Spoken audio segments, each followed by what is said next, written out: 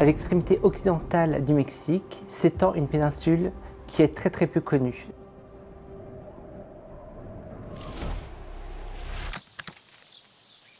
C'est un lieu hors du temps où l'homme et la nature coexistent en équilibre. Mais cet équilibre est récent. Il y a 40 ans, les baleines étaient encore chassées, les communautés locales de la mer de Cortés continuaient de pêcher activement dans la mer de Cortés. Et aujourd'hui, tout cela a changé. Un nouvel équilibre a été mis en place. Et nous aimerions savoir comment nous pouvons nous intégrer dans cette nouvelle dynamique. Depuis plusieurs années, j'explore le monde pour développer des nouveaux voyages pour Ponant Exploration. Quand je conçois des voyages d'exploration, ma priorité, c'est de mettre les communautés locales et l'environnement au cœur des voyages que je conçois. Et aujourd'hui, Baja California représente vraiment un nouveau défi. Ici, nous ne sommes pas seulement face à une nature spectaculaire. Nous sommes littéralement dans un sanctuaire qui est préservé par les communautés locales de Baja California. Avec ce repérage, je veux comprendre si cet itinéraire est possible et peut réellement voir le jour, rencontrer ceux qui ont transformé leur lien avec la mer, apprendre surtout de leur savoir et voir comment nous pouvons nous inscrire dans cette dynamique. Je m'appelle José Sarrica, je suis le directeur de l'expérience Expédition chez Ponant. Le repérage à Baja California était vraiment essentiel puisque c'est pour Ponant une toute nouvelle destination. Quels sont les permis, quels sont les leviers ou les verrous qu'il va falloir lever. Et donc c'était l'objectif final de ce repérage pour qu'on puisse vraiment offrir une expérience telle qu'on l'a vue à nos passagers en 2027. Les grands axes que j'ai vraiment sélectionnés pour ce repérage, c'était vraiment d'offrir des expériences complémentaires et très différenciantes pour toucher un très grand panel de passagers. C'est-à-dire que je me suis dit déjà, je veux qu'on offre la plus grande et la plus belle des expériences concernant les baleines grises, car il faut savoir que c'est en Baja California que ces dernières viennent mettre au monde leurs petits, donc c'était savoir dans quelle baie on peut avoir l'expérience la plus incroyable pour nos passagers. Je voulais également aussi que ce voyage qui est très orienté nature permette à des passagers qui ont besoin d'activités engageantes, que ce soit du snorkeling, que ce soit des randonnées, soient aussi visées. Donc je voulais trouver un panel d'activités qui puisse correspondre à différents types de clients, même pour les plus contemplatifs. Donc c'était également ma deuxième mission.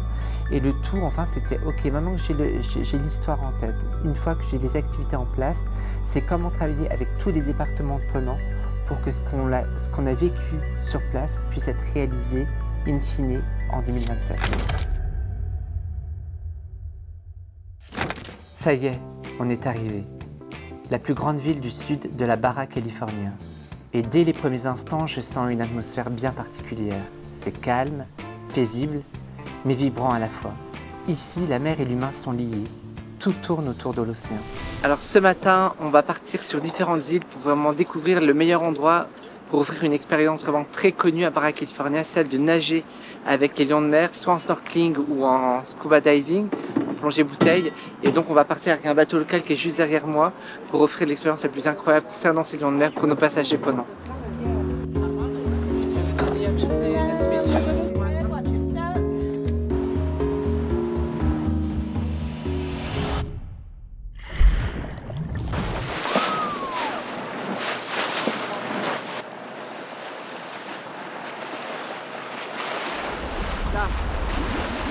Regarde, allez, venez, on était parti pour explorer la mer de Cortés sur la côte est et on vient tomber en plein milieu de la mer sur vraiment un phénomène assez exceptionnel, même je dirais, première fois que je le vois ainsi. Ce sont donc des lions de mer de Californie, des femelles, qui vont thermoréguler leur température corporelle en mettant leurs nageoires, donc l'équivalent de nos bras, à l'extérieur de l'eau et aussi leurs pieds antérieurs, ce qu'on appelle des flippers. Vous voyez, là c'est vraiment comme si j'étais sur le dos comme ça. Et elles vont réguler la température interne de leur corps. Ça c'est vraiment incroyable de se dire qu'au moment où on recherche à la fois des orcos, on tombe sur ce groupe de femelles complètement en repos. Et encore une fois un cadeau de la nature.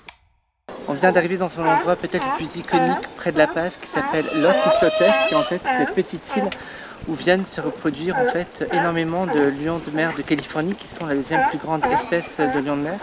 Et tout ce qu'on entend en fait, ce sont les jeunes qui appellent leur mère, qui sont partis chercher de la nourriture, et les lions de mer ne se reconnaissent que par des vocalisations. Donc très jeunes, ils ont un cri spécifique, donc on a l'impression d'être entouré de hurlements, mais c'est les femelles qui appellent leurs petits. Et il faut savoir que chaque femelle qui a donné naissance à un petit est déjà accouplée avec un mâle qui crée un harem. Donc on est vraiment sur leur territoire. Les femelles vont chasser, les mâles gardent les femelles.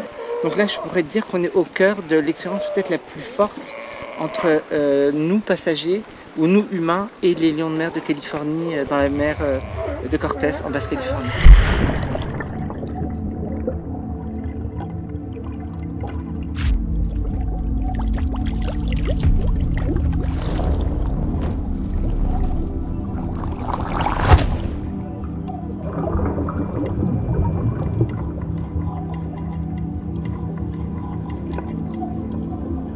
Expérience. Alors comment dire? Ce qui m'a vraiment le plus surpris, c'est quand on les voit à l'extérieur de l'eau, on a l'impression qu'ils sont pas super agiles, ils ont du mal à se déplacer. Mais une fois qu'ils sont avec nous dans l'eau, c'est nous qui sommes complètement malhabiles. On les voit nager, enfin ils nagent pas, ils dansent, ils volent sous l'eau, c'est des torpilles. Et c'est comme une valse, à un moment ils s'approchent, on a un contact avec eux qui est complètement différent. Là ils sont vraiment hyper joueurs. Et à la fin, plus le temps approche et plus ils viennent près, plus ils sont... Moi, j'aurais pu rester 1 heure de plus. J'ai pas vu le temps passer et je me suis dit, mais quelle agilité, sublime. Après cette plongée, on décide de repérer quelques plages. Parce qu'au-delà des rencontres sous-marines, on veut aussi offrir aux passagers des moments d'exploration et de détente. Et là, je prends conscience du potentiel incroyable de la mer de Cortés. Dans ce genre d'endroit, ce qui est incroyable, c'est qu'on a des canyons, on a une plage de sable blanc, l'eau turquoise. Et ce qui vous montre que Baja California, c'est vraiment une destination incroyable, puisqu'au même endroit, on peut avoir tous ces types différents d'écosystèmes. La journée venait de se terminer, et alors qu'on pensait avoir tout vu, d'un seul coup, le commandant décide de nous amener dans une baie de l'île Espiritu Santo qui s'appelle Galina, entourée de mangroves. Et là, soudain, un spectacle saisissant se joue devant nous. Ce sont des centaines de pélicans qui plongent en piqué, qui vont s'écraser dans l'eau pour attraper leur repas. Le bruit est assourdissant, tel une déflagration. Chaque plongeon résonne comme un coup de tonnerre. On reste là, figé, sans un mot, juste à observer. C'est un moment brut, puissant, un privilège. Je sais pas si on s'imagine ce qu'on a pu voir en une matinée. On a eu les lions de mer, on a été sur une plage paradisiaque et là on arrive dans une mangrove où on contraste entre des milieux arides, des arbres d'un vert complètement incroyable que sont les palétuviers, des pélicans qui se nourrissent partout. Donc ça vous prouve qu'en une journée, on a vu déjà tout ce qu'on pourrait voir en 10 jours dans un pays et là on est qu'au début du repérage, quoi. Mais avant d'aller plus loin dans le repérage, il y a une étape qui est essentielle, c'était de rencontrer les autorités portuaires. Si on ne les rencontre pas, on ne pourra jamais faire de voyage en Baja California car ce sont eux qui vont nous donner les clés et les autorisations pour aller sur les sites que l'on souhaite repérer. Pour cela, il fallait que je leur explique comment nous fonctionnions, comment nous pouvions travailler ensemble pour co-construire les activités avec eux et avec notre expertise Ponant. On vient de terminer là, les rencontres avec les agents clés pour savoir si on pouvait opérer comme on le souhaite nos croisières en Baja California. Et honnêtement, au départ, c'était pas joué parce qu'on voit que c'est des gens qui nous attendaient un petit peu au tournant, qu'il fallait quand même bien connaître le sujet, bien connaître les différentes réglementations. Et quand ils ont vu qu'on parlait et surtout qu'on leur proposait des solutions en leur disant voilà, nous on veut travailler avec vous, on veut impliquer le plus possible des guides locaux, on veut pas arriver avec nos Zodiacs, et bien tout de suite ils ont embarqué, ils nous ont dit très bien, avec cette vision-là, on va vous aider pour que ça se fasse. Ce repérage, il commence vraiment sur le chapeau de roue. Je me sens plus connecté que jamais à cet endroit, j'ai tellement hâte de voir la suite. On reprend la route. Une nouvelle terre nous attend, un nouveau décor et encore de nouvelles observations, je l'espère.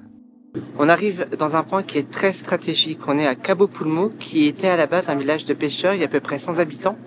Et donc c'est à cet endroit précisément que Jean-Jacques Cousteau a déclaré qu'il considérait la mer de Cortés comme étant le plus grand aquarium du monde.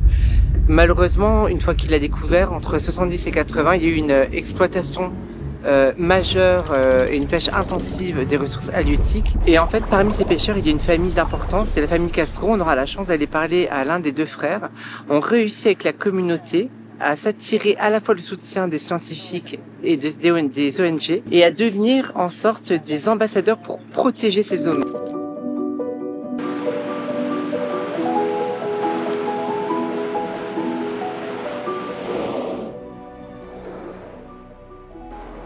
En direct. Magique. C'est comme si c'était toujours la première fois. Me llamo Mario Castro, de la familia Castro.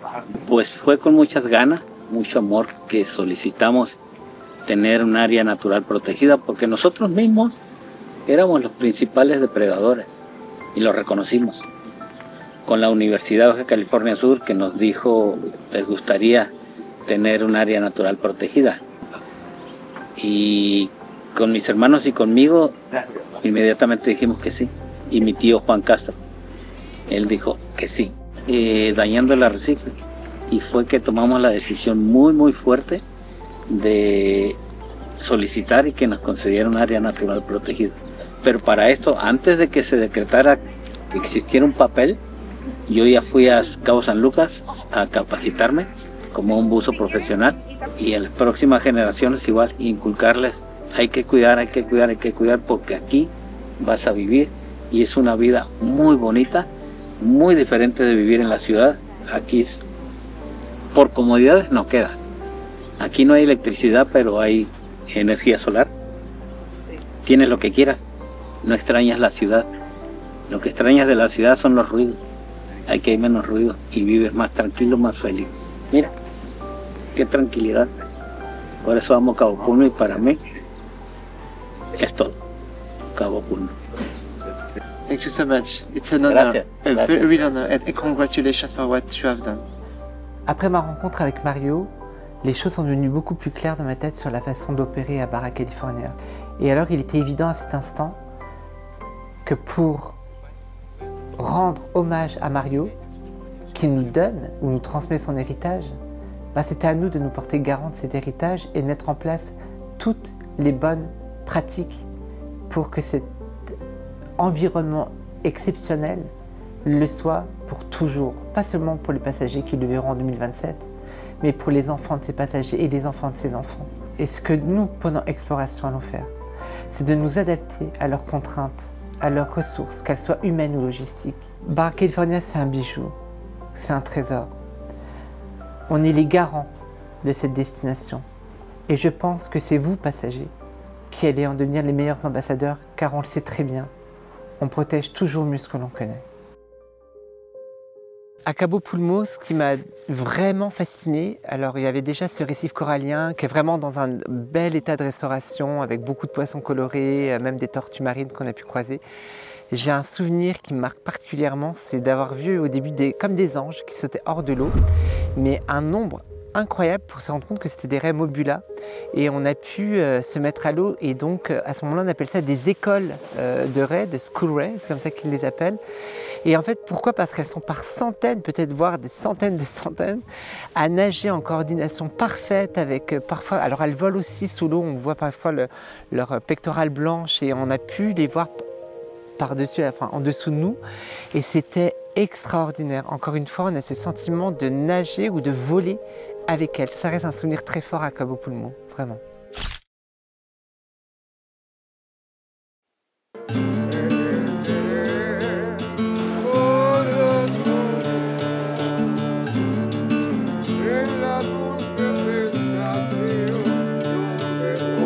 Alors on est dans le centre de Loreto, c'est vraiment la ville petite mexicaine, 20 000 habitants. On sent l'âme là, on vient d'assister à des gens qui chantent, qui se passent la guitare. C'est un moment vraiment hors du temps. Autant jusqu'à maintenant, on ne savait pas trop où on était. Là, on est dans la même mexicaine, d'où ce sublime chapeau pour me mettre dans l'ambiance.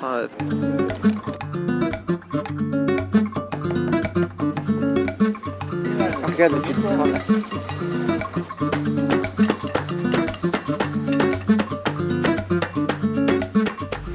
Alors on arrive à Coronado Island qui est juste derrière moi. On voit que les conditions de mer elles sont pas très bonnes et on sait que le vent va vraiment fraîchir au cours de la journée. Il n'y a personne, c'est pour ça qu'on est un petit peu aussi seul, ce qui est un avantage parce que ça nous permet de très vite contourner l'île et voir les différents highlights qu'on peut avoir sur cet endroit.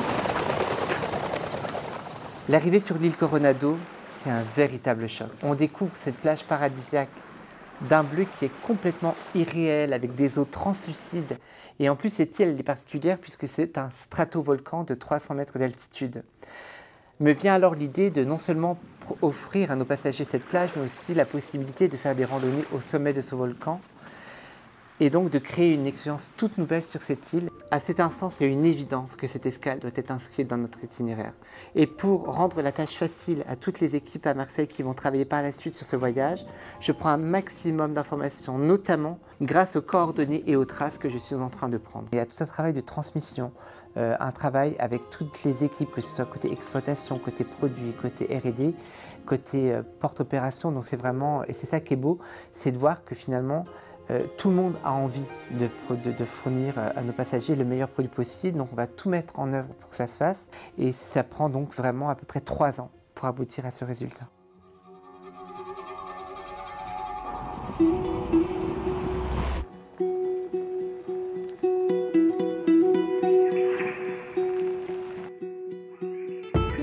Alors on arrive, on n'est pas loin de Loreto, on est dans le canyon Tabor, donc on peut aussi appeler le canyon de Steinbeck parce qu'il est venu en 1940.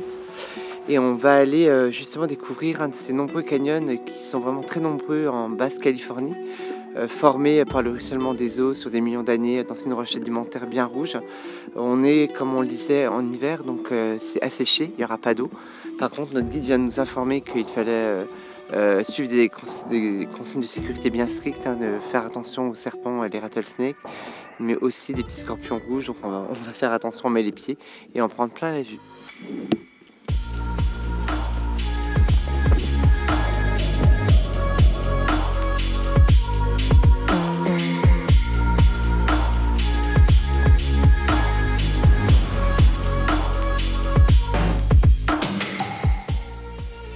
Randonnée difficile, on est vraiment dans le creux d'une rivière qui a laissé des blocs de pierres absolument gigantesques. Il faut trouver son chemin, parfois avec des cordes, donc c'est vraiment pour les gens qui veulent bien se dépenser. En plus, on a commencé avec des lumières où les roches devenaient rouge-orange, c'était vraiment très joli ce matin. Mais là, je suis bloqué parce qu'en fait, après, il faut prendre des cordes et je pense que j'ai atteint le bout de cette randonnée dans ce canyon de Steinbeck, si on va l'appeler. If you guys want to go, let's do it. We'll come back to it. Why would they? Wait. No? The sea right now is 2.5 hours. Too rough. On est arrivé ce matin et c'était vraiment pas gagné. Le vent, l'incertitude. Mais pour moi, il n'était pas question de renoncer puisqu'on avait quand même une petite fenêtre et qu'il fallait absolument la saisir.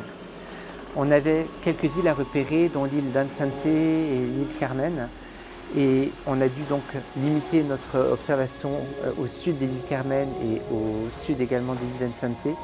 Et là, on a découvert en fait un potentiel absolument incroyable, des eaux translucides. On a été escortés à la fois sur les deux îles par des bancs de dauphins par centaines qui sont venus jouer avec nous, qui ont eu une interaction comme je n'en ai jamais eu dans toute ma vie.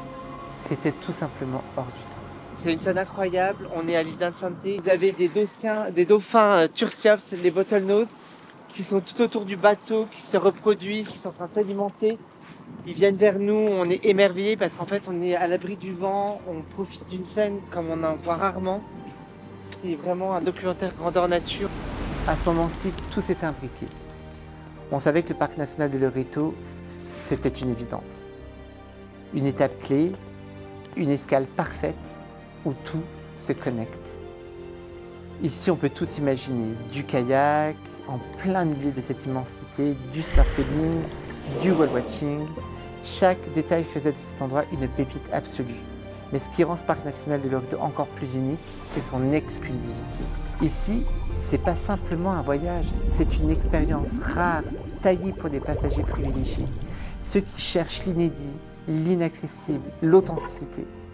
Ceux qui veulent voir le monde autrement, loin du tourisme classique.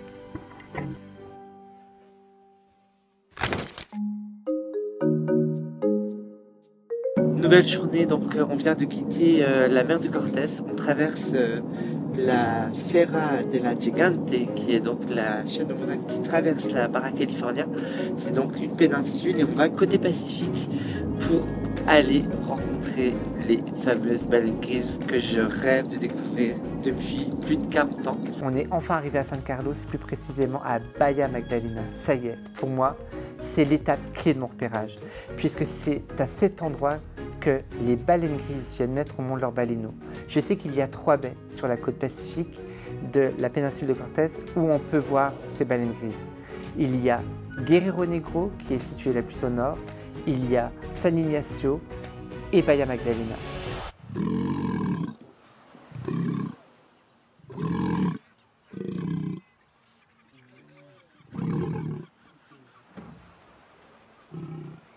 Alors là, on est entouré par des oiseaux. On est dans la baie de la Madeleine avec une île derrière moi qui s'appelle Bird Island, l'île des oiseaux, avec je ne sais pas combien, des centaines de pélicans, de cormorans qui sont là toute l'année et qui là sont actuellement en train de partir. Alors on les voit tous rassemblés sur ce banc de sable le matin et là ils partent tous se nourrir et ils vont revenir en fin de journée. C'est vraiment incroyable comme lieu.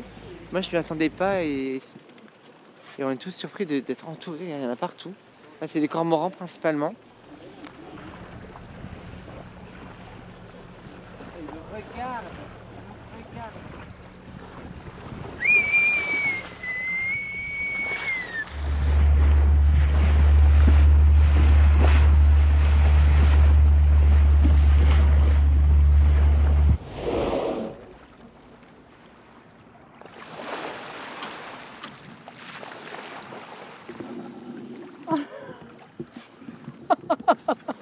Incroyable!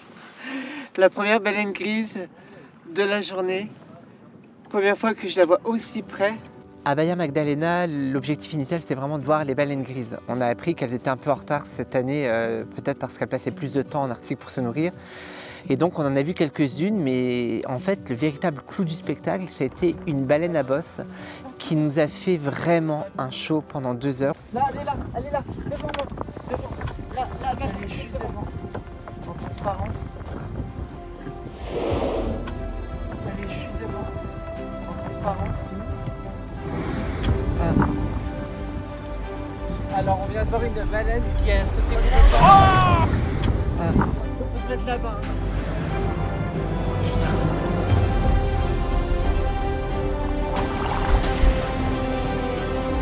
En fait, elle a sauté dans un point de temps complètement hors de l'eau. On appelle ça un breaching, mais là, tout à l'heure, elle fait du head slapping.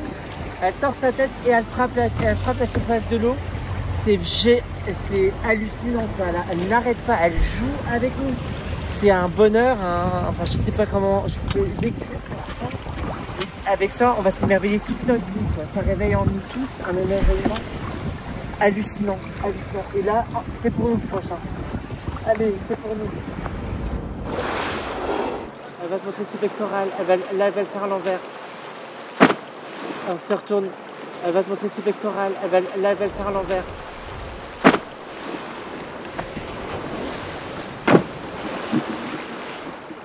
Tape la caudale plusieurs fois à la surface, on a un véritable show. On les appelle les clowns des mers, c'est pas pour rien, on assiste à un spectacle de folie. On est tous comme des enfants, il n'y en a pas un qui parle, mais tout ce que je peux vous dire c'est qu'on est tous extrêmement humbles et reconnaissants devant un tel spectacle. On est hyper émus, hyper émus. Et elle est toujours là, elle attend. Voilà le spectacle. Gratitude. Elle n'a pas arrêté, on partait, elle nous suivait pendant 1h30, 2 heures. C'était renversant. On était tous des enfants à bord du navire, on était émerveillés toujours, fascinés, on était envoûtés, on était ébahis.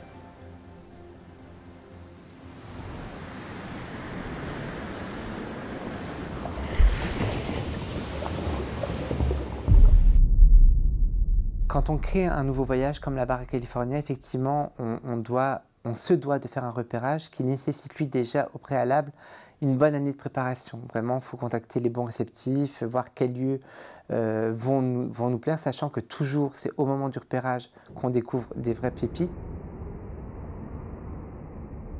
On est sur l'île Magdalena. On était venu au départ pour voir un village de pêcheurs et en longeant la côte, on a vu des dunes de sable. Et c'est encore une fois toute cette biodiversité dont on parlait au début de Baja California, avec des écosystèmes tous différents les uns des autres, tous réunis au même endroit. Donc là, des dunes de sable, on se croirait au milieu du Sahara. C'était pas prévu et c'est tellement génial quand c'est pas prévu et que ça nous prend au trip parce que on vit pleinement l'instant là, on se sent vivant, hein, vraiment vivant. Ça donne ce sentiment de, c'est puissant ce qu'on ressent, très.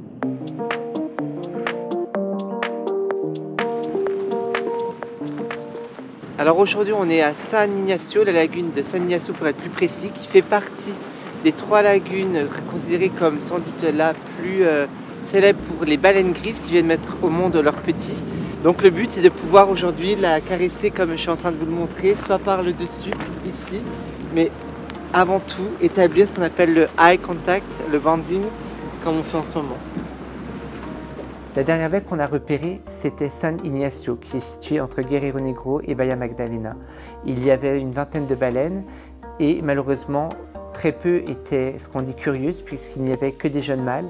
Par conséquent, l'observation était bien, mais en deçà de nos attentes. C'est pourquoi j'ai décidé qu'on ne la garderait pas dans nos itinéraires, car en plus le point de mouillage est très compliqué puisqu'il est en plein océan Pacifique.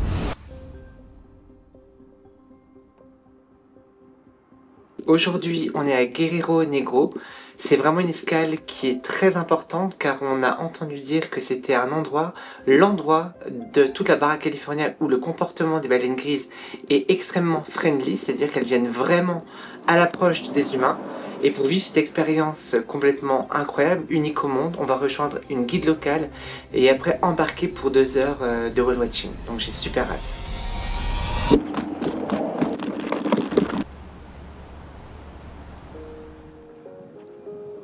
On vient d'arriver à Guerrero Negro et à peine arrivé, on s'en check qu'il y a quelque chose de particulier ici.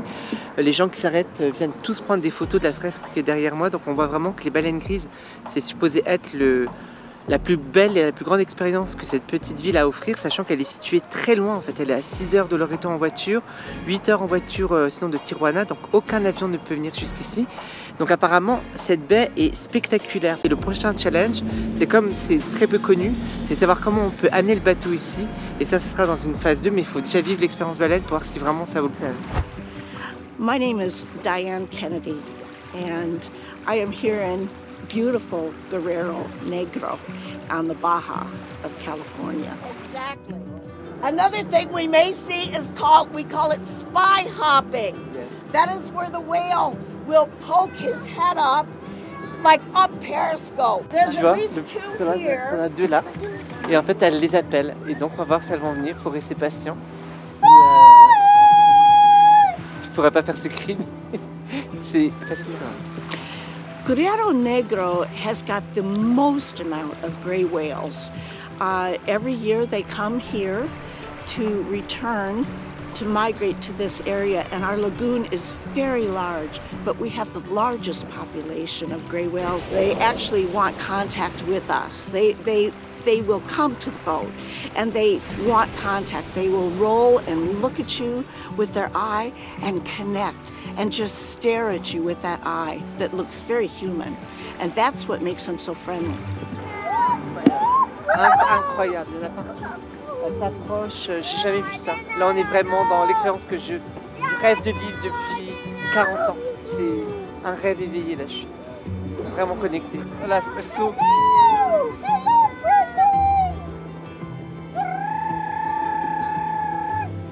Alors la baleine, elle s'approche. On est en train d'observer une baleine qui se rapproche, qui vient droit vers nous. Le bateau est à l'arrêt et en fait elle vient vraiment, il l'appelle bumper, en fait elle touche les bateaux et donc on attend qu'elle vienne vers nous.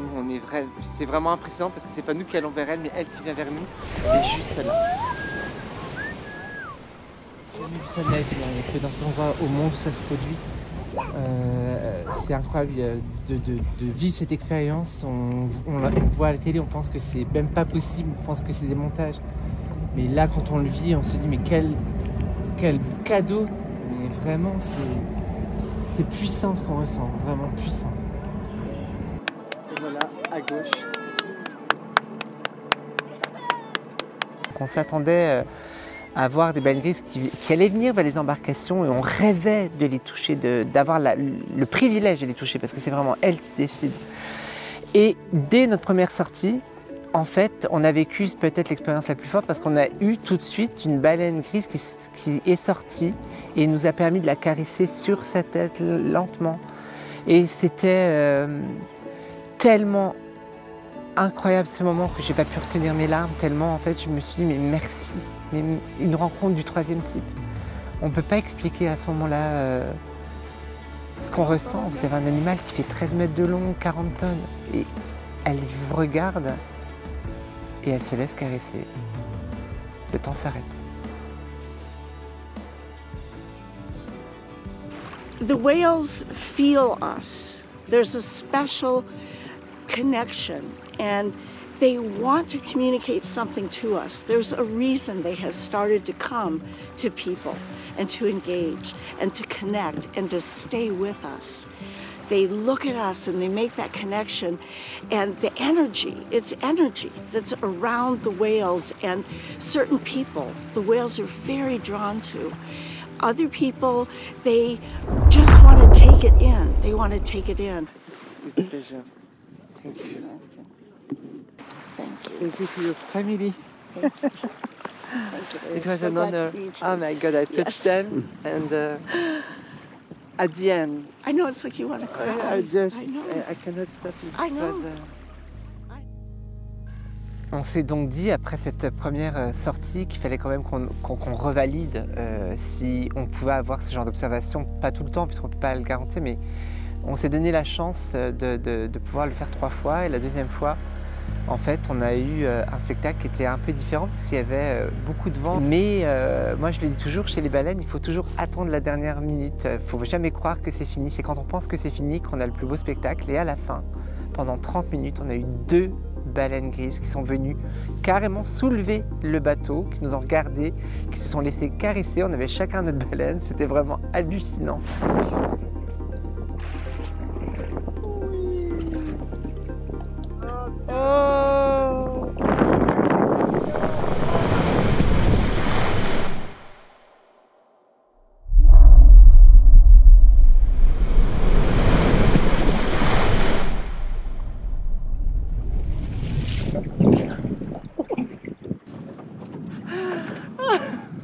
C'est complètement dingue.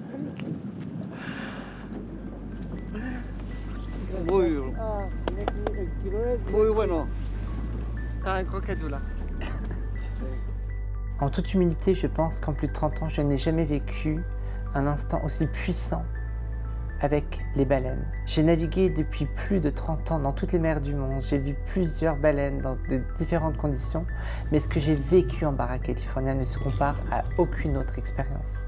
Ici à Barra California, c'est pas juste un sanctuaire où les baleines se laissent observer. Non, non, non. Elles viennent vers nous et c'est là où on mesure toute notre responsabilité. Chez Ponant Exploration, nous avons toujours eu à cœur de respecter les règles de bonne conduite quand on navigue dans des zones sensibles. Donc quand on se retrouve à Barra California où des baleines vont venir initier peut-être un contact avec l'être humain, on doit mettre nos standards encore plus haut. C'est pour ça que lorsqu'on va opérer ici au contact de ces cétacés, on va mettre en place un protocole de biosécurité très strict auquel tous les passagers seront soumis.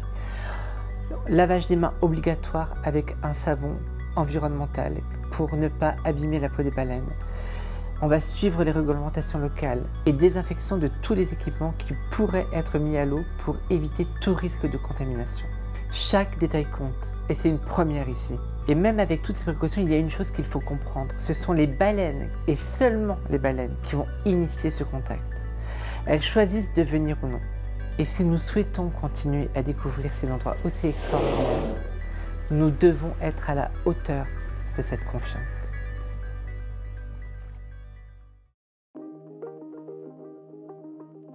Tu vois, en fait, c'est ça, c'est une capture d'écran que j'ai fait de mon Google Earth. Je vais te montrer en fait sur le Google Earth, ça donne ça. C'est en fait ce qu'on a repéré en bleu, c'est ce qu'on a fait avec le premier tour opérateur pour aller voir les baleines grises.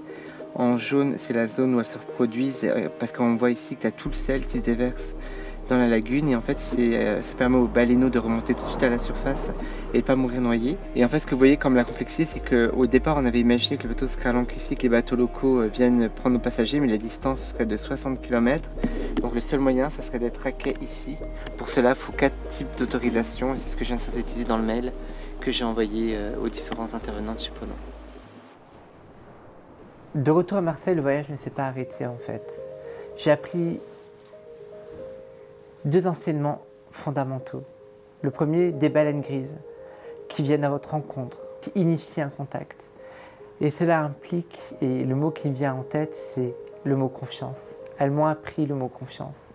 Le deuxième enseignement qui vraiment a changé ma perspective de Barra California, c'est ma rencontre avec Mario Castro, mais d'autres communautés qui ont œuvré toute leur vie pour protéger cet environnement, qui nous lèguent en quelque sorte un héritage. Encore une fois le mot confiance, mais en plus cette confiance, c'est qu'on devient un peu les gardiens du temple et qu'il va nous appartenir de faire en sorte que les gens qui viendront en Barra California ne laisseront dans le sable que l'empreinte de leurs pieds.